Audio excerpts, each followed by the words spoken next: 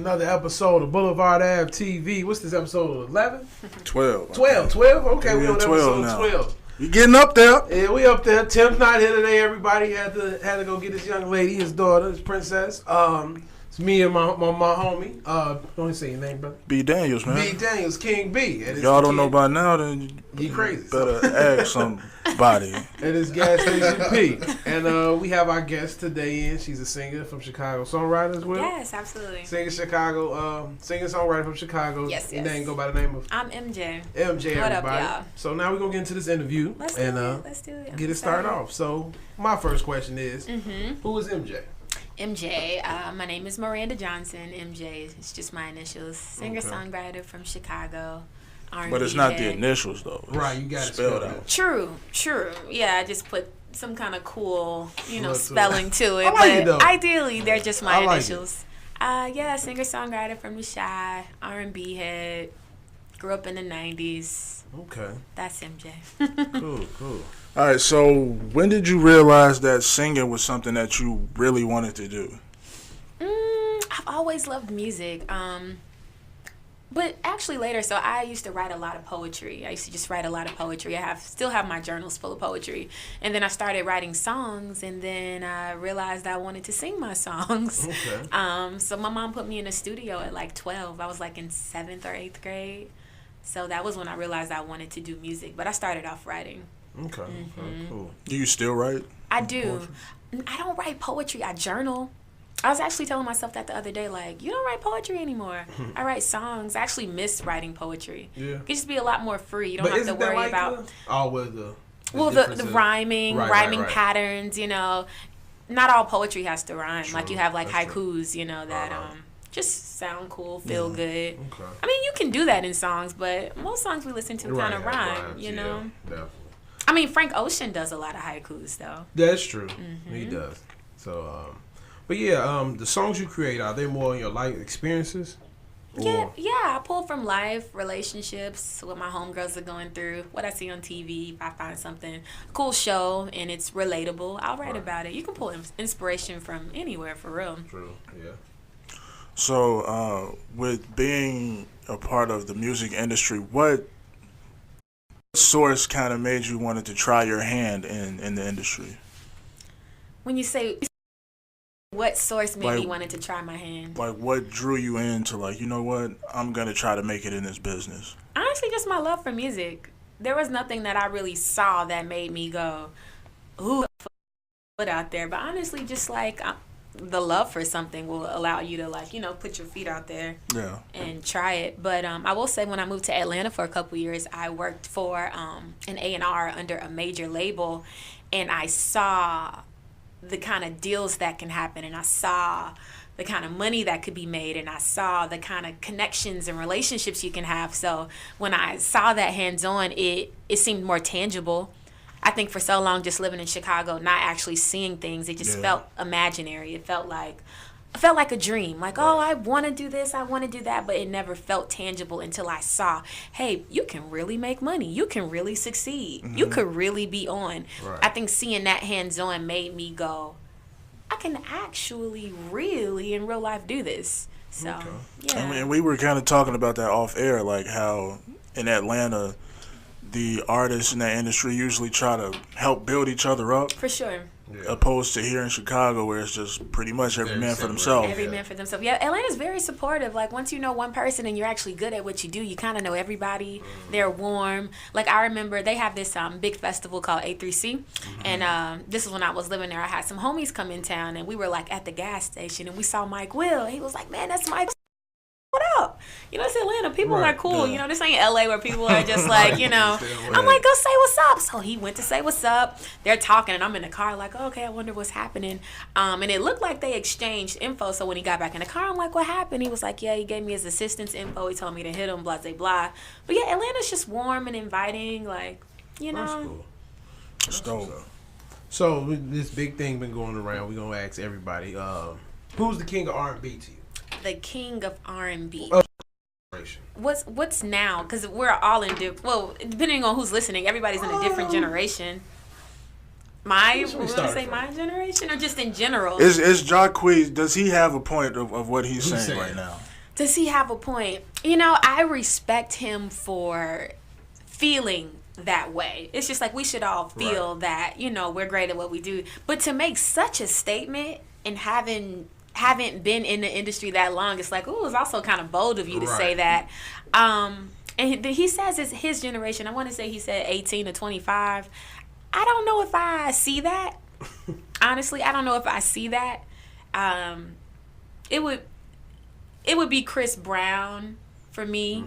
For my generation, quote unquote. I mean, Chris Brown still has like 15 to 25. Oh, for sure. And 25 to 35. For sure. But if we're talking about like a reigning king of R&B, I don't want to give this crown away, but the man deserves it. It's R. Kelly. No comment. And we don't want to give that away considering his past. Honestly. And present. And present. But when we take, I mean, but can we even take away what, you know, his personal life? Can we even separate the two? Probably not, for real. Not with me. I can't. Yeah. But if we could for a second just look at that man's music and the impact that it's had in R&B in Chicago, it's just like. And around the world. He had the theme for the World Cup a few years ago. That's pretty big. He did? Yeah. Like his, I Believe I Can Fly is just dog. You know. If you really go back and listen, you will get chills. And I'm not defending this man by any means. I remember singing it in my 8th grade graduation. Oh, we did the same thing. Yeah. Well, that is a powerful song. Yeah, it is. Just on faith and confidence. You know what I mean? It wasn't for Michael Jordan. No. I mean, it is unfortunate that his character is bringing his name down, has brought his name down. Yeah. His legacy down. It's like, damn, you know? So, as far as the up-and-comers go, who do you see that is at the top of that realm? Is Jacquees at the top of that realm? Or? Honestly, I haven't heard enough of Jacquees' music, to be honest. I've only heard a couple covers. I don't know much of his music, so I can't say that for real. Who you got at the top, P? I got Chris. Chris Brown got records. Chris is, to me, you saying my main R&B guy? I mean, people that are on the rise, that are on the come up. Oh, on the rise, on the come up? Who? I mean, somebody who's not some like names out there. Who's out there? I still want to say Frank Ocean, but I don't. Like, on the come up, to me, it's not a lot because I don't consider Tory Lanez an R&B artist. I don't. No. You know, Bryson Tiller is the only one, but he's disappeared. Yeah. Actually, he's trying to come back. Right, I would like for him but to he come won't back. never have a breakthrough Not like even, he had with Don't. Not even trying to come back. He's back, just not to the effect that he was with the Trap Soul project. Right. I would like to say The Weeknd, but to me, he's more pop. Mm-hmm. So it's like... I really like August Alsina. Really? I really like August Alsina. Vocally. Well, I go, like I said, man, I go with Frank Ocean. I saw a video a few years ago where August was like at a gas station, like with a fan, I think, and they both was blowing crazy. Like, really? I was like, wow, this is impressive. Why he stopped though for a minute, right? He was going through like some mental issues. He got on a Red Talk table with Jada. Yeah, I saw that. Talked about. I mean, I didn't see the entire thing, but yeah, just like some mental health issues is what kind of kept him away for a minute. Okay. Mm-hmm. All right, so is there some artists that you kind of mold your game off of, or like you pull from multiple artists, or do you just come up with your own style?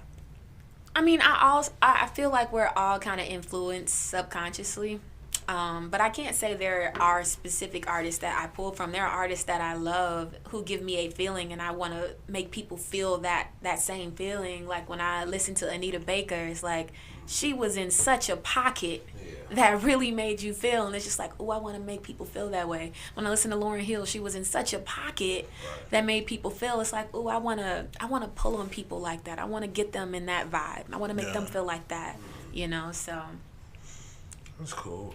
Is there any artist would you like to work with, mainstream or indie? Artists that I want to work with. I would love to collab with her, and I would love to just like. That's a common occurrence. But any session, you know, you start off with conversation. I just really want to start by like talking about like everything she's going through currently that has influenced the records that she's already put out. I just want to start with conversation, like, girl, what you got going on? Well, what did he do? Like, and that's the thing. How this play out? You know, I just want to have girl talk. Right. You With know, her, because she's so young though. She is young, but you listen, you wouldn't know that That's unless what you I'm knew saying. that. Yeah. What if we found out it's like just a dope writer behind it and she can just sing it? Wait, say I that think one more she's time. right. Like if she doesn't write any of this, I don't believe that to be true. I'm just saying, what if it was though? Like that'd be crazy that she can act to that way of making you feel like it was truly her. You know what I'm saying? Like those situations. And that's kind of why she went for the rebrand, because people wouldn't believe that she would be able to write those songs at 20 years old, you know? Like, Doc, I connect so heavy, so I just really want to talk. Like, girl, you know, and then just vibe and, you know, cook up. Yeah, she's a great artist. For sure. You said cook up. It's a bop. Okay. So, which would you prefer, being an independent artist or being signed to a major label? Honestly, when I was younger, it was all about like, ooh, sign to a label. I can't say that I really care about that anymore. If you have, really, you just need the support of people, of fans. You know, I feel like once I, you know, have a solid crew, you know, support system, fan base, I could go on tour. I can do whatever. They're buying my music directly. It's like you really don't need the label besides like radio promo. Right. You know what I mean? But honestly, do a lot of your friends, do y'all listen to the radio? No, not too Everybody is, where's your aux? What's the Bluetooth? Right. Yeah. You know what I mean? So people are listening to what they want to listen to. So as long as you have like that following, that fan base, it's like, why do I need y'all? Yeah, I don't feel like I need y'all that's what anymore. the game is Yeah, I'm listening to 106.3 though, you know, because True. I'm I mean, old head now, but you so. can also find a playlist on Spotify that gives you those. Oh yeah, for sure. Right. You know what I mean? Shout out. I like that better because you find stuff you never heard of. And then you find stuff you don't expect. You don't have to keep hearing the same thing if you don't want to hear it. Right. You know? Shout out to 106.3 Bay Jazz Jackson. Have you ever wanted to do any other genre of music or just R&B? For a second, I did pop music. Yeah. I did pop music because somebody told me that I couldn't do R&B music. He told me that I didn't sell sex enough. He told me I wasn't seductive enough and that I couldn't do R&B. I had to be XYZ to do R&B. And I was young at the time. Like I was like maybe 18 and I listened to him. And so I started doing pop music because I felt like in pop music I could sing about whatever. I could write about whatever. And it didn't have to be quote unquote raunchy. Right. You know, that was what he fed me and it was what I believed. And so when I was doing R&B, I used to go by Miranda J. And so he was just like, you should do pop music. You should rebrand. You know, you should go by MJ. So I became this pop girl. And my music was super bright, but really wasn't for real true to who I was. And then when I moved to Atlanta, my old boss was just like, you're a black girl. You should be singing R&B. Right. And when he told me that, it was just like, I can do R&B again. I can sing R&B. He was like, you absolutely should be doing R&B. And so I put the pop thing down and just got back into what I've always loved. The person that told you to do pop, was that a black person? He was a black guy, yep. He didn't know what to do. He was a black guy. He was a black producer I was working with at the time. But he wasn't working on my artistry stuff. So I do a lot of writing. I did a lot of demo stuff with him that actually did really well. I got a couple placements with him. Okay. So, yeah, it was just a producer that I was working alongside. Okay, cool. That I gave way too much power over me. Why do you say that? Because I listened to him beyond my what I felt. And it's really because I was just young and vulnerable and green. Just want to get in there. Yeah, and listening, just believing somebody and not trusting my own gut. I'll never do that again. So you took what he said more than what you I felt. Yep. So you mentioned that producer that said you should do pop. Are there any like frequent or any go-to collaborators that you have when it comes to your creative process? Like, do you have a team? Honestly, so I'm done now with the EP that I'm gonna release maybe mid-year, so spring. Is that springish mid? Whatever. May, June. Okay, yeah, springish. And I worked with all my homies. Like, it's amazing, like, the people you connect and vibe with based off what you love. Like, all my friends, my closest friends, we all do music. So all of my producers are my friends. I write everything. I sing everything. And my boyfriend was my mix engineer. So everything was in-house. The project was made in love, you know, right. Well, fellas, MJ is off the market. You have it here first. Actually, no, he's now my ex-boyfriend. Oh, yeah, but he mixed my whole project and my homies produced it. It was just all in-house. It was all fun to make. There was no pressure. It was just good vibes. So. I reneged, fellas. MJ is back on the market. He's on the market. That's what's up. So do you have any videos out now, or will you be Ooh, I haven't done any videos in a while. I want to. I just need a budget for it. Videos are so expensive. True. Honestly, making music is expensive, you know. Well, the way stuff is now is like, if you find the right location and just the person to direct it. For sure, but I'm very much so a quality over quantity. Right. I'm so quality. Like, I would rather have one expensive piece of whatever than to have 7 or 8 other pieces. So it needs to look. Right. It needs to look the part. I take that from I don't know if you heard of Toby Naguar. He's I think he's probably from. I think he's from Houston. Houston. Okay, he's a rapper. He makes videos and he finds these weird spots or in the house and just sits them with one camera. And it looks good. Okay, I just need it to look good. So I want to do that. And I need to look into some directors and, you know, start putting together a budget to do that. It's something that I absolutely want to do. Do y'all watch videos a lot? To me, that's what brings me into a lot of songs. Like, I may hear a song and don't like it, but if I get the visual for it, it makes me end up liking a song even more. True. I listen to videos from artists that have this reputation of having good videos. Like Joyner Lucas, he usually has a good video for his song. But y'all hear the music first, and the music makes you go like, "Ooh, let me check. They got a video. Let me check out the video." It depends. I may see the video first, and then it's like, let me check out the rest of the. Where are you seeing the video unless you're on Twitter? More than likely, I was like the guy I was just telling you about. I saw him on Facebook. People a lot of was sharing him. True. And then I said, let me check him out. But when I went to go hear his other albums, I wasn't liking the songs. But then I pop up and see a video. I'm like, oh, now I like this song. You get to see the visual for what he was saying. Better, For sure. Draws it out, explains it a little more. No, I feel that. Yeah, I definitely want to start doing videos, doing more videos. Especially if you do a cool video. For sure. A lot of people are grabs to it. Yeah, I'm going to put that on my... I mean, not that it's not on my list, but I'm very much so into, like, the law of attraction and, like...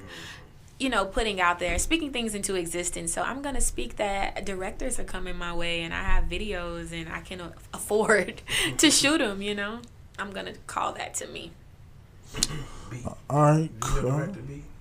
Yeah, I'm about as low budget as it comes, but to keep it moving. Oh, shoot, you do videos. Yeah, he has his hand in so much. I totally forgot that. We were talking about this on the way here. I'm retired from music.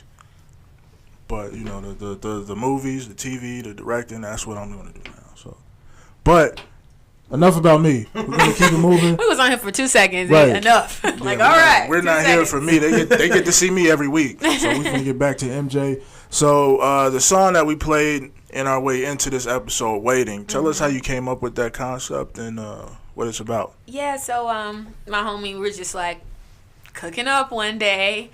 And... just the vibe just made me it's a special groove, so it just made me well, the song is about just missing your significant other. Like, I don't want to wait to see you, like I want to see you now. It's just like that urgent feeling. It's like you at work, dog, come home on your lunch break, whatever. It's just like I miss you. So I guess the vibe of the track just made me go like, baby, don't make me, I hate waiting. So it's like, don't make me wait. So this wasn't like a feeling you had, it was just what came from hearing in the song, the beat? Well, but the feelings are inside, and so when you hear something, it pulls it out. Yeah. Mm-hmm. So I mean, but it was, so that's something that you felt, and then that, hearing that pulled it out. Mm-hmm. So you was waiting for your boy to come home, you break him off, and then... Not necessarily. So it's about no, it's when you're writing a song, like you have an idea, but then you need to create a story. Right. So I can't say that he was at work and I'm like, oh, you know, come home on your lunch break, but just like in creating the story, you make up parts. Right. You start with a real feeling and then you make up parts to make a great song. You know, that's my process anyway. Okay. If you had the opportunity to work with Ty Dolla $ign and Hitmaker, The Dream, Neo. We're not gonna say her because you said her already. Okay. For your next single, who would you pick? Okay, so Ty's a singer-songwriter. Hitmaker, Young Bird, y'all know he's from Chicago. Producer, I think he's a writer too. Who else did you mention? Who else? The Dream, Yeah, producer, The Dream. writer, singer. And Neo. Neo, songwriter. I think Neo produces a little. The Dream was on my bucket list for so long. Dream. I'm picking The Dream. I just feel like we'll vibe. Oh, yeah. I totally feel like we'll just like vibe. I still need that to happen. Definitely The Dream. Cool. That's a first. I think people usually go with Ty and Hitmaker. I rock with Ty, but I've been a fan of Dream for so long, and I love his music. I just feel like as soon as he plays song, I'm gonna be like, oh, let me go in. Is he like the modern day like Teddy Riley or something like that? You think? In my opinion, I would say so. Okay, since you say The Dream, let me add this guy, Ryan Leslie. I love Ryan Leslie. So who would it be between them two then? It would. It depends on what kind of vibe I was going. Depends on how I was feeling. Okay. If I was super in my feelings, like I want to cry, I would go to Ryan. Because he would just give me emotion. Right. He's super passionate. He would give me that, and I just feel like I would be able to get whatever that was on my chest that I was feeling out. With Dream, if I was in like more of a, not even just a turn up, but just like, I don't know, should I say turn up vibe? Can. Turn up sexy. Turn up if I'm feeling sexy. If I just want to like make some music. If you need a bop. If I need a bop. Yeah. I would hit up Dream. Yeah, definitely. And not that I couldn't go to Dream for something emotional, but I think Ryan would tug on a different part of me. Yeah. Like we said, he's super passionate, so. For sure. I don't know if we mentioned this. Me and MJ is homies, and I had went down to Atlanta, and she actually took me to a Ryan Leslie concert. You remember that? Shoot, I did. My homie got us tickets. Yeah, so we went down there, and his performances, and this was the first time I saw him. That was my second time seeing him. Running the different instruments and doing it all? No, he was mostly just on the keyboard, but he had a band with him. So he had a guitar, he had a drummer. I totally forgot about that. But the way he stroked them keys, pause, you know, it's incredible. He's super passionate on the keys, then he'll get on the mic. Yeah. His energy is just insane. It's like, woo, you know? And it kind of like shoots out into the audience like I've never felt before. Like everybody felt that energy coming off the stage. Definitely an experience. And it was a more intimate venue, so it was, you know, close in. Does he still do stuff?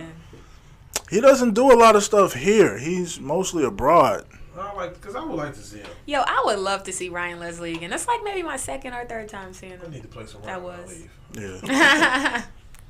Yeah, man. Ryan's that dude, bro. What is in MJ's headphones currently? What are you listening to out there? Y'all want to know? Okay, so a couple things, and they've been in my headphones as of Friday. JoJo. We'll start with JoJo. Y'all remember JoJo? The white girl? Yes. I was going to say Casey and JoJo. You're fired. No, the singer JoJo. So she came out when I was in high school. Like, I listened to her projects so heavy in high school. I remember the first time I heard her on the radio, I'm like, who is this black girl? Had no idea she was a white girl. She sound black? Oh, my God, yes. JoJo was soul and passion. Like, So she released the album in like 2014. She was signed to Blackground, which was Aaliyah's label, and they locked her into some kind of weird situation, and she was never able to have her music out on any like streaming platform. And everybody remembered JoJo from that first two albums she put out. So she literally went and re-recorded her first two albums and put it all out on Friday. So everybody's talking about it on social media. So just hearing those songs again just felt so nostalgic. Like I felt like that 14-year-old heartbroken girl all over again. How old was she then and how old is she now? She was 13 or 14. We're about the same age. And now she's like 28. I think she's 28. She just had a birthday the other day. I remember. She had the song Get Out.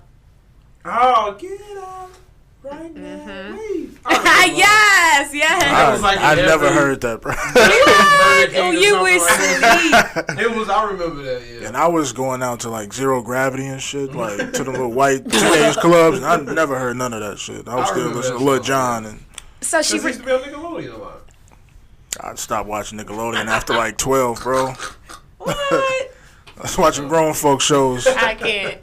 But so she re-released it, and you hear the passion in her voice as a full adult. Song again? Yep, she re-released it because you couldn't find it. The label wouldn't release it on any platform. Same beat and everything. Same beat and everything, but she's singing it at 28 versus 14, so there's more seasoned. passion. Yes, like well, just that song. Oh, she's singing. She also redid SWV's Week on that same album, and she recut it again, and it's like, girl, sing.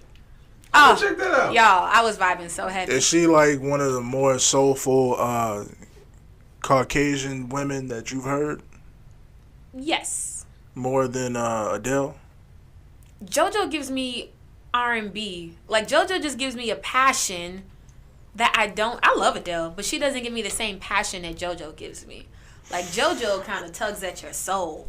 I don't really feel my soul being tugged at with Adele, but Adele will put me in my feelings. True. For sure. True. Have you ever performed in... Actually, can I go back really quick? So also, Jenaya Eco just released a freestyle song called Wasted Love, and I've had it on repeat. Like, it's still on repeat. I haven't heard anything from her in a while. So I don't think her and Sean are together anymore. Yeah, I heard she covered up his tattoo, his face or something like that. I feel like I heard that. With a dragon. But in the song she says, I wish you knew your heart. I wish you knew what it felt like. I wish you knew what it sounded like. I wish you knew what you wanted. I wish you knew I was down for life. I wish you knew I was the one. And I just relate so much right now because I just feel like most men don't know what they want. I feel like most men don't know what they want. You feel like talk about it.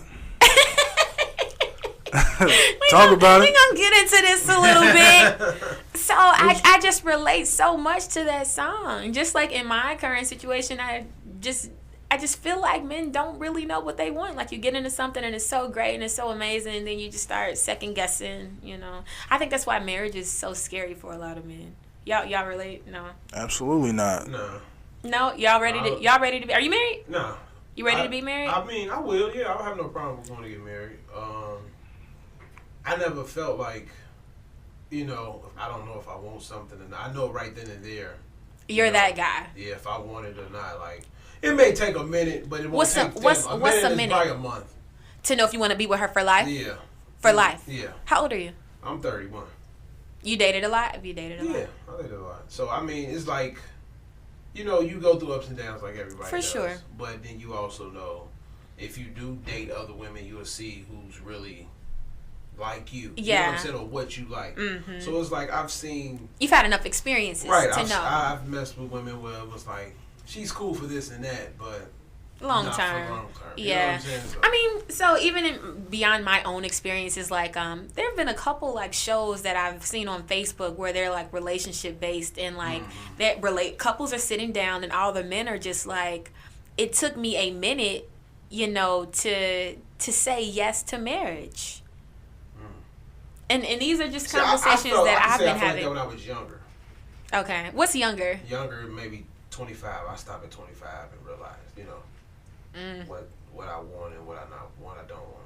Hell, maybe I'm running into the wrong man. I mean, times has changed. You got Drake out here, got everybody feeling a certain way, and I think, to me, I feel like a lot of men and women relate to what they hear on musically, and when you hear it musically, it puts you in your feelings. So you're just all over the place. You know what I'm saying? You're not just, I feel this way or I feel that way. You feeling every way because of what you're hearing, and you're following what you're hearing instead of following your heart and your mind.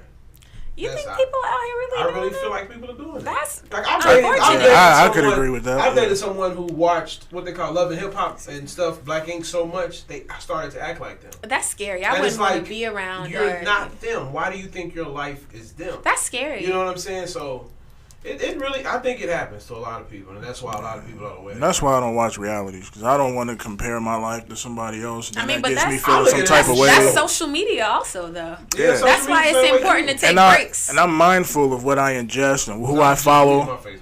Yeah. Wait, what'd you say? I deleted my Facebook. Yeah. Do you have Instagram? Yeah, but Instagram is because what we promoting do. it. You know what I'm saying? It's more of what we do, what we follow. Like, I love music and movies, so I'm gonna constantly look at that. For sure.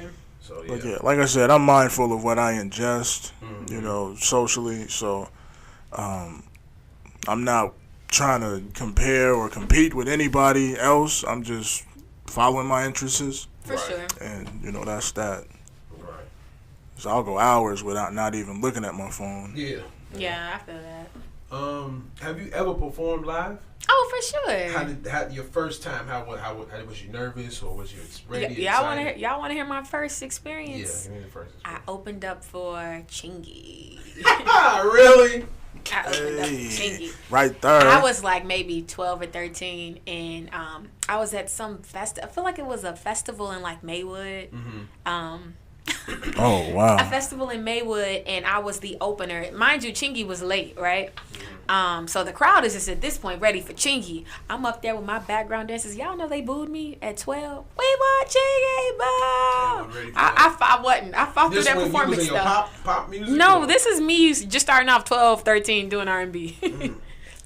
So I'm up there with my little background dancers, and then we want Chingy. I made it through that performance, but the moment I got off that stage, I cried to my mom. Was I not good? They booed me. Like, no, they were just ready for Chingy, honey. Right, that's all it was. They just wanted Chingy. But still, to boo a kid. Yeah. Come on. Yeah, 12-year-old. I don't know, man. That's hard. That's hard. At the Apollo, they do it in a heartbeat. So. No, at least let the kid perform. And then they be like, kid put out one bar, one stanza. Legit. Out of here. That's terrible. That hurts you so much. Sandman come with a broom and kicking you in the ass. And I'm like, bruh, this kid's 13. What are you doing? Give him 2 minutes. Let him finish the verse. Nah, you get 2 bars. Yeah, that was my first experience. So how do you feel now? You were more confident? Oh, absolutely. More confident. Just really want to I think the thing is connecting, you know, and that's how we connect in music. So really just to sing my song, sing my lyrics, and hope that you can connect or find something in that you can relate to. Right. Something that captures your attention, you know? Okay. All right. So what are some of your short-term and long-term goals within your artistry? Short-term and long-term goals. Right now, I'm just really focused on growing my following, finding my tribe, the people that can relate to me, share similar experiences as me. So growing my following. I don't have management right now. So I'm seeking management. I want somebody that is as aggressive as me and can go as hard as me and, you know, is well connected.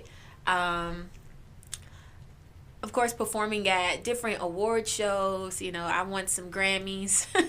I want to get into acting. What else am I trying to do professionally? Write a couple hit records for other artists. Be happy. Use all my gifts. I just want to use all my gifts. I'm talented in a few different ways, not just musically. Like when I told y'all I was writing first, like I love to write. I want to live in New York for like a year to work on a creative project that has nothing to do with music. I just want to be a creative. Okay. So what do you have in mind? Like, I actually prayed about this. I don't specifically know. I just know I want to be creative and come up with ideas and execute them.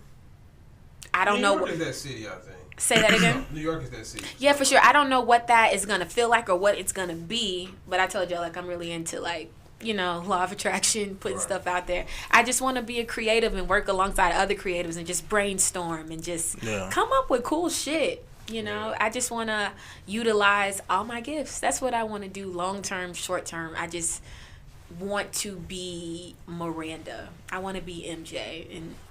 And honestly, we don't even know everything that we have in us. I think things are revealed to us in time.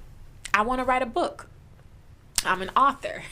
I'm not, you know, solidified as an author right now, but there are things that I want to do that I have no idea I have interest in right now. You know, you ever like find something that you're passionate about and you had no idea? I can roll with that because I've been that way about things too. I want to try different things and just see if I can experiment for sure. Yeah, I understand what you mean. I feel like Michelle Obama said something similar when she has been on tour with her book Becoming. Like, we are literally becoming. We don't know everything. So I think it's about being open to different things. You never know what's going to interest you or pull you what way, you know? You didn't know you was going to be doing a podcast 3-4 years from now. You know what I mean? And it's something you enjoy, right? Absolutely. Exactly. So I just want to be open enough to receive whatever is for me. Okay. Feel me? So, with that being said, what's next for you? What's next for me? Releasing this EP. Okay. But firstly, is firstly a word? No. I don't think so. Okay. First off. First off. I make up words. I make up words all the time. It sounds like a good word. It did. I don't use firstly. Firstly. First up is releasing the single Waiting. Okay. Released that top of the year. My birthday is top of the year, so maybe around that first week of January. Drop that and just like, I live in LA right now. Okay. So do some shows. I love that place. I love that place. Yeah, I love it. LA is such a vibe. Yeah. The weather alone is a vibe. But yeah, I've released the music, take some meetings, you know, just put myself out there and see what happens. I was in the car on the way here with Brandon, and we were just talking about consistency. King B, by the way. I'm sorry, King B. I'm messing up. We're talking about consistency and how like a lot of artists who are really good haven't really gotten to where they could be just because they're not consistent. And I've been putting out music since I was 12, 13, and nothing so far has hit. So, you know, you'll have a dope project, you feel good about it, your team feels good about it, you put it out and there's not a huge response. It's really discouraging. But I think consistency is just like continuing to put it out there. Like 2019, I told myself I'm going hard. Like, it's foot on neck. Yeah, I'm not gonna let up. Like, I'm gonna release project after project after project. Eventually something sticks. But nothing happens unless you totally follow through, unless you're totally consistent.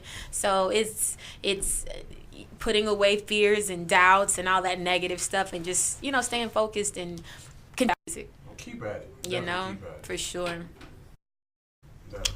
For what show up? So, this is a question that we ask everybody that comes on. Where do you see yourself in the next 5 to 10 years? Didn't we just talk about that?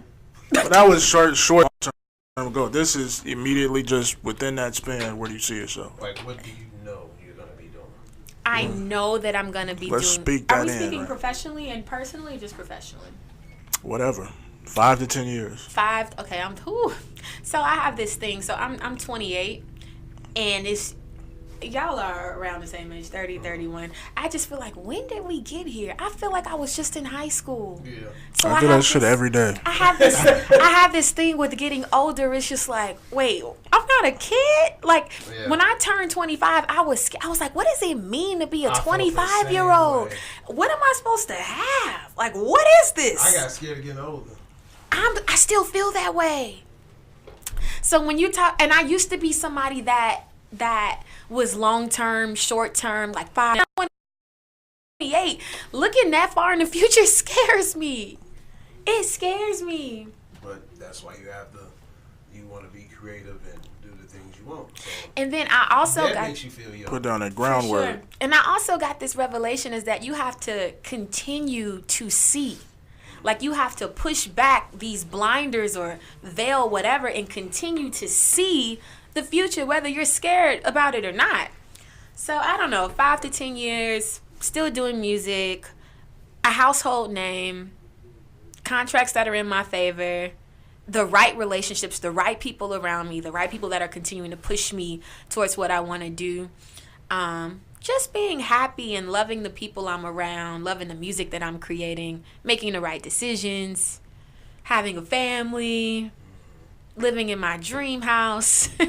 You know, that's the next 5 to 10 years for me. Still exploring myself. you know. I like it. I like it too. That's good. Yeah, well, man. That's the end of the show. Yeah, we all out of questions. So, right. So that was a great interview from MJ. Yay! This was so much fun, actually. Plug your social media and stuff. So I am at MJ Girl, EMJAI Girl, GIRL. Instagram, Twitter, Facebook, Snapchat, all that. Okay, and check out on iTunes. Oh yeah, check me out on iTunes. I have a couple records that are on iTunes, Spotify, SoundCloud, all that jazz. And then look for this single "Waiting" that's gonna be dropping first week of January, and the entire EP, which is called Jaded, but spelled JAIDED, because that's how I spell my name. Mid-year. Cool. Yeah. All right.